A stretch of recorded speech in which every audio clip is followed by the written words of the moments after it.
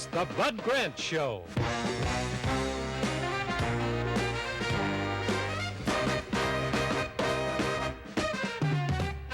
With Minnesota Viking head coach Bud Grant and Channel 5 sports director Bob Bruce. Now, here's Bob.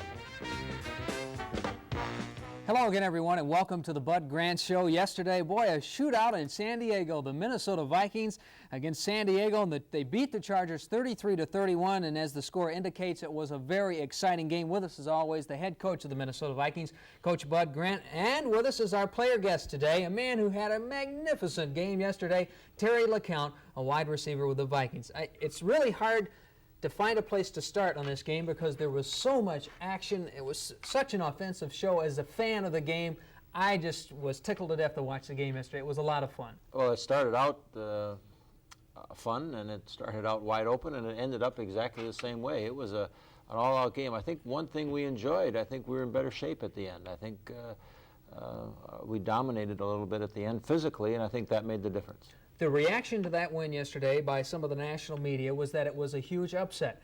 I did not see it that way. I think the Vikings have proven over the past this season and the end of last season that they can play with anybody in this league and be in it until the final seconds. Well, the so-called experts across the country, they like to pick who's going to be in the Super Bowl before we even play, you know, and I think San Diego was a consensus, almost handed a spot in the Super Bowl. It was just a matter of who was going to be Dallas or Philadelphia or Atlanta or somebody like that. And when things don't go the way they think they are, then they got to explain it, and I think maybe that's what they're talking about. Has to be a wide receiver's dream to have a game like you had yesterday, Terry. What a great offensive day. It was my first big game as a professional. I had 6 catches for 120 yards, and we did it good against a team that passed the ball a whole lot, San Diego. So it was, I felt very good about that. You might think with so much offense, I think the Vikes had 526 yards, the Chargers 425, that it would be a terrible day for both defenses. But for the Viking defense, there was one moment in yesterday's game that I thought was tremendous. San Diego eventually scored a touchdown, but they held them for like 5 downs. They were only a couple inches away from the goal line. Good defense. It was. It was too bad we didn't stop them in that 4th down. But, they gave the ball to Muncie on the outside, and that was a little bit too much for us. But our defense played very well. When you think they had the top pass or sack team in the league last year with 60 quarterback sacks, and they got 1 yesterday. I think our offensive line played a great game. We've got so much highlights to look at that we're going to cut this segment a little short and be right back with some great footage of yesterday's exciting game in San Diego right after this.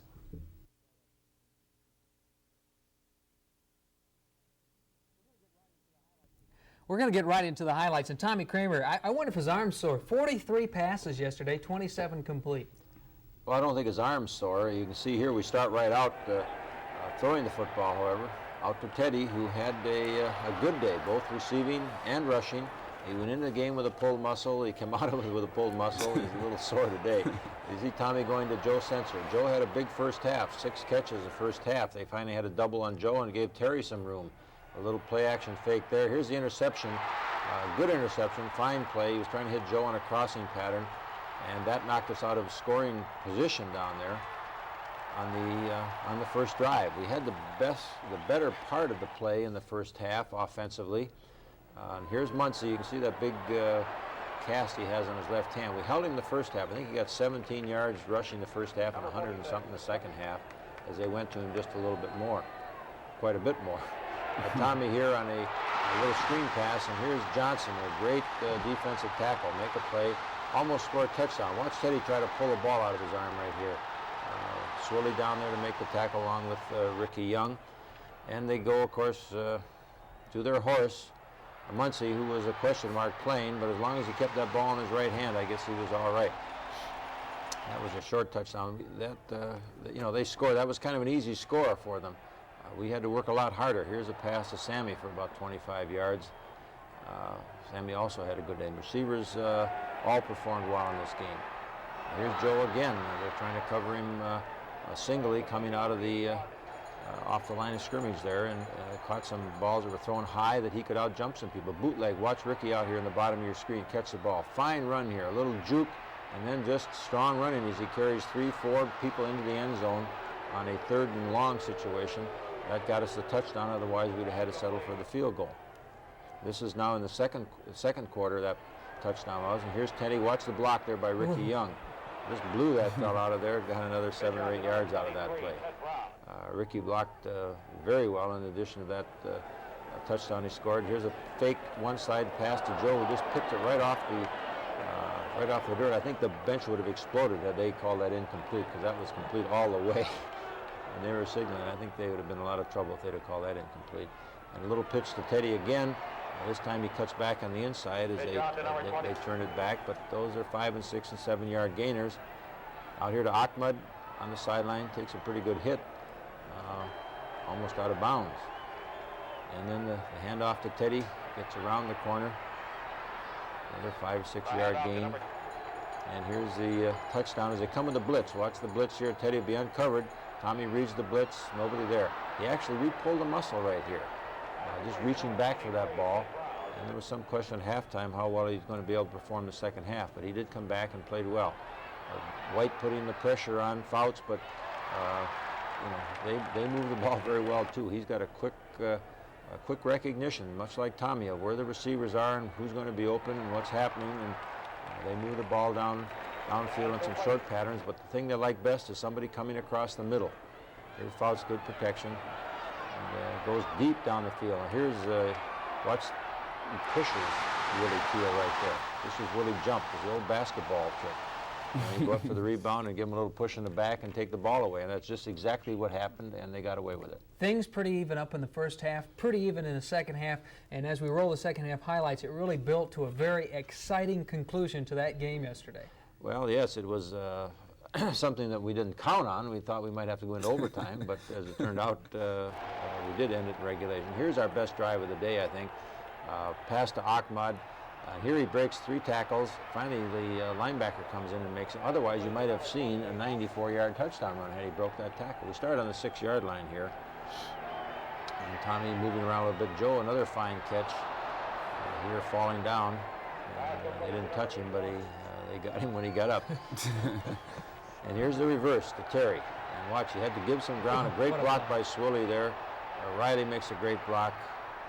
And you could put him in the backfield. Yeah, he's been in the back. He's been a quarterback. And here they didn't cover this right. Tommy very alertly saw this and then didn't go through his regular audible series. He just hut and took the ball and threw it. And Terry was awake and then made a great move to get into the end zone. Just a great play. Here we see Muncie and the strength that he has and bouncing around.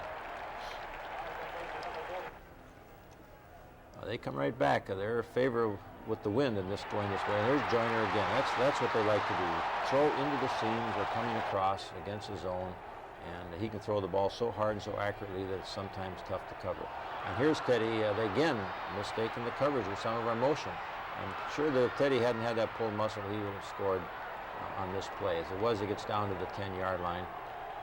And you see them grab Joe Sensor. Watch Joe's reaction of being grabbed by that back. I mean, it was so obvious to all of us that Tommy almost got thrown out of the game for arguing that. We do have to settle for 3 points, and Rick was right down the middle with it. But here's Fouts coming again, this time to Winslow, their fine tight end. We defense kept him to 3 receptions in this game, which I thought was very good. Here's Muncie again. Sometimes he doesn't look like he's going very fast or very far, but he always is going forward, and he picks up those yards. He's a big, strong, 225-pound player. Here he goes, tries up the middle, and we stopped him. This is part of that goal line stand. They had 3 quarterback sneaks there, and then this play, and then they'll come with the outside play, toss to Muncie, and he's just strong enough to run over some people and get in there. Hannon almost had him turned inside. Almost.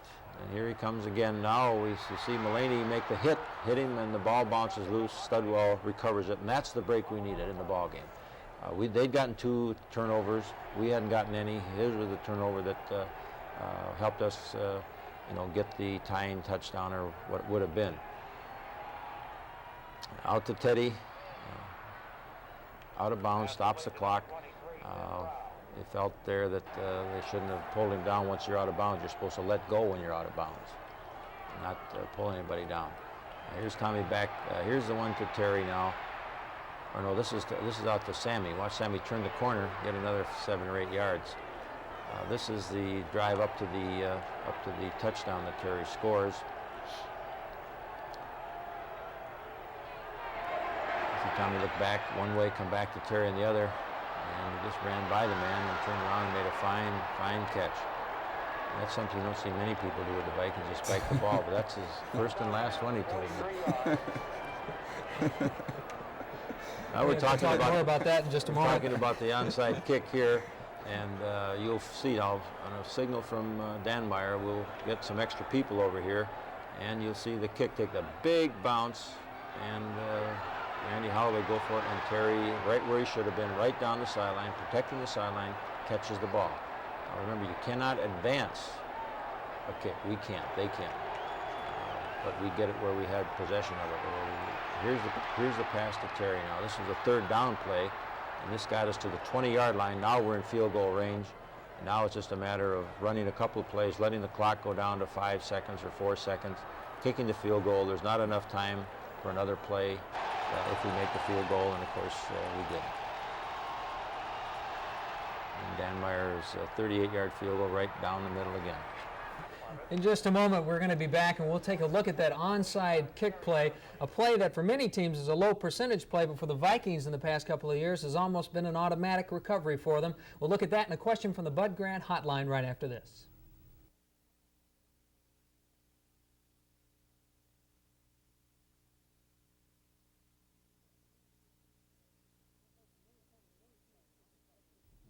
You know, Coach, for many teams, an onside kick recovery is a rare occurrence, but for the Vikings, I think you're 4 for 4 in the past couple of years.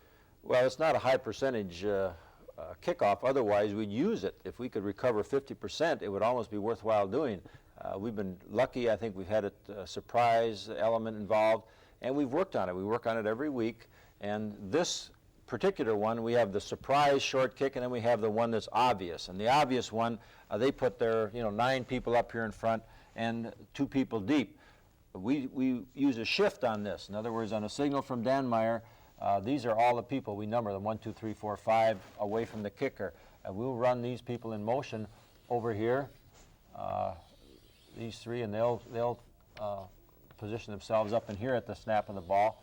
He'll come over in here, along with the 5 we already have over there. Also, the 4 will move over, and he'll be coming in here, and the 5 will be coming in here. Danmeyer will then come and he kick the ball. He'll kick it different, much different. He'll kick it end over end, so he gets this kind of a reaction to it. And what you find out after you kick enough times, if you kick it right, at about the 3rd bounce, it will take a very high bounce. And you'll see that on the film, and that's what it does. And at about the 10-yard line, and it has to go 10 yards. Say this is the 10 yards. They have to be lined up back of that. Just before it gets there, it takes that high bounce, and you'll see Randy Holloway come down here, and he will tip that ball. And Terry Lecount, who's over here, the end man, he's going to protect the sideline. He comes down and he recovers the ball down in here somewhere. One thing we can do on these, you can tackle these people before the ball gets there. And you'll see Keith Nord come down here, and he'll actually tackle this man as he goes for the ball. He will eliminate him before the ball gets there. And you'll see Randy tip the ball. Of course, it's a big mess. They're all starting to move over here. But we feel if we can tackle a couple of them, and we can put 7 or 8 men over here, we will outman them. And if we get a good kick, our chance of recovering is good. Well, as we look at the videotape of that play, the Chargers really didn't react too well to that big bounce. I don't think they really knew what was going on, and the Vikings were just right there. Well, you see, here's the shift as they come over. And you watch the 1, 2, big bounce, and there you see Randy Holloway come in and Terry recover it. Now that's right off the drawing board, and we couldn't improve on that if we tried the rest of our lives. It doesn't always work out this way, but there you see the big bounce. You saw Nord tackle that man in front of him. Randy tipped the ball, and Terry recover it. Again, if we could do that every play or every time, we'd do away with the kickoffs. We would do that and with a good chance of recovering. Worked like a charm. We have a question from the Bud Grant hotline this week, and it concerns our player guest, Terry Lecount. It's from Kerry Carlson of White Bear Lake. Of course, if you watched the game closely yesterday, you saw something that has really never happened in a Viking game in quite a few years, and that is a Viking player spiking the ball in the end zone. And she wants to know if Terry Lecount will be fined for spiking the football, or if Viking players will be allowed to do this in the future. Well, no, after I give him a big kiss and a hug, it would be very difficult to find him after a play like that.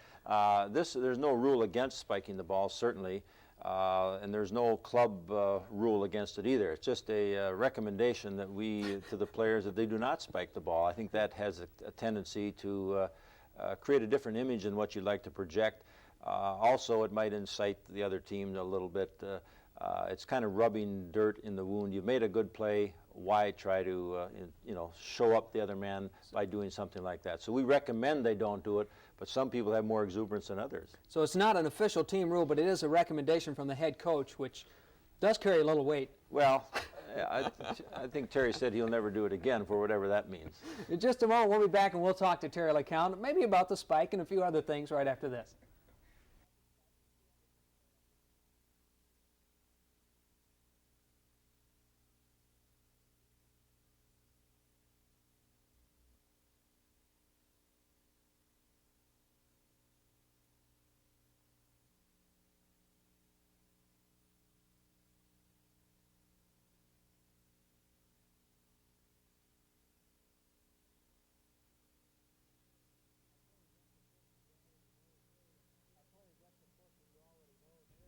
Our player guest, of course, as you already know, is Terry Lecount. What a magnificent game he had yesterday. The numbers read something like this. Rushing, of course, on that reverse, he had 17 yards. Receiving 6 passes, 120 yards. The longest, a 43-yard touchdown catch. A total of 2 touchdown catches, including a very important onside kick recovery. Just another football game, huh? No, I wouldn't say it was another football game. It was, like I said before, it was my best game as a pro. And going against San Diego, which is a passing team, one thing that we wanted to do offensively was to show that we're not as flashy as San Diego for as a passing game, but we want to let them know that we can throw the ball also. Terry, a lot of people know a lot about Ahmad Rashad, Sammy White, even Joe Sensor, but we don't hear an awful lot about Terry Lecount. Who is Terry Lecount? Where are you from? Tell us a little something about you as a person. Well, I come out of Jacksonville, Florida. I went to the University of Florida. I played 5 positions there. And my goal always was to be a wide receiver. I came up playing a little pee-wee ball, and I started quarterback there. But I always wanted to be a professional football player as a wide receiver. And when I got to college, we ran the wishbone. And I fit in that mold of, running quarterback. So we had a lot of problems in defensive back. So one year I played defensive back, and one year I played behind West Chandler, which was at, San Diego's All-Pro. And, it just happened that way.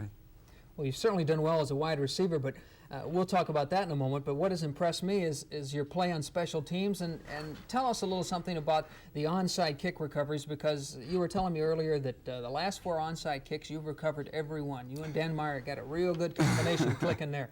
Yeah, we've been very successful in onside kick. One thing about the Vikings organization for us, a special team, we look at it as a second offense.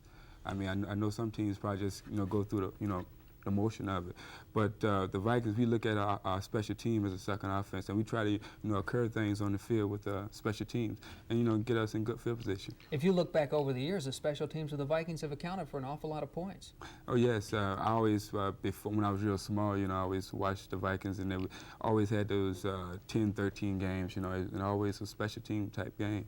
And on a special team, like on a punt coverage or kick coverage, there's a lot more than just running kamikaze down the field. You got to be able to break down, cover a certain area. There's a lot of technique to that. Oh yeah, in the special team, a lot of people think it's like suicide, just going out and just throw your body in there. But no, you got to stay in lanes, and you got to be in the right position at the right time, And we work on that a whole lot in practice, and after practice on Saturday, especially on Saturday, we just go through a whole drill of special team. Why this sudden explosion of Terry Lecount against San Diego? Is there anything that led up to that great game you had? Well, I wouldn't say it lit up, but it just I just had the opportunity. We have Sammy, we have Ahmad, and Joe is a great tight end. And when you double those guys, I'm bound to get single coverage. And Tommy, he read it real well. Has it helped you being around Ahmad Rashad and Sammy White when you first came to the Vikings to improve your play? Oh, yes, I felt very good when I first got him. I looked at Sammy, I looked at Ahmad, and I watched both of these guys. These guys are all pro, and I can really learn from them. And sometimes when I do things wrong, they'll come to me and say, Terry, watch out that, or do that, and do that. And those are great guys, and I can't go wrong with listening to those 2 guys.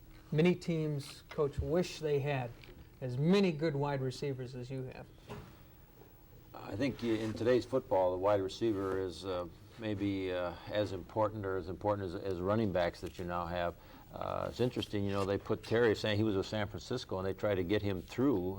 We picked him up from San Francisco, and that was one of the best pickups we've made in a long time. What about injuries? Eddie Payton left the game yesterday, never returned. Is he injured? What's his problem? And what about Teddy Brown's muscle, and who else do we have on the injury list? Well, Eddie was at practice today, very little swelling.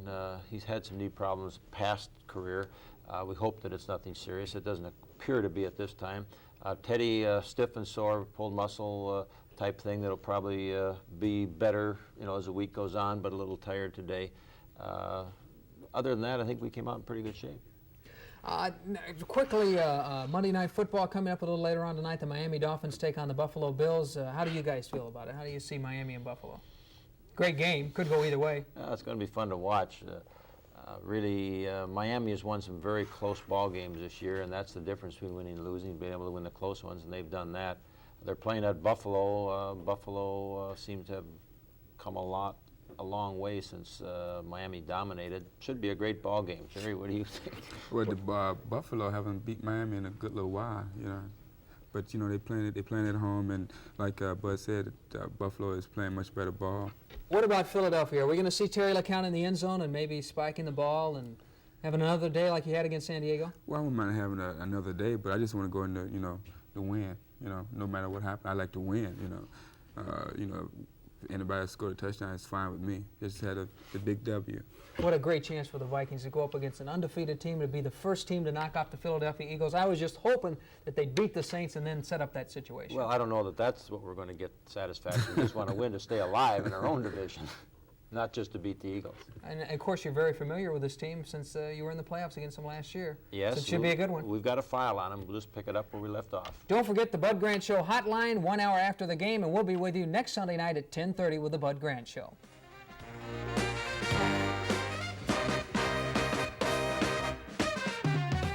This has been the Bud Grant Show with Minnesota Viking head coach Bud Grant and Channel 5 sports director Bob Bruce.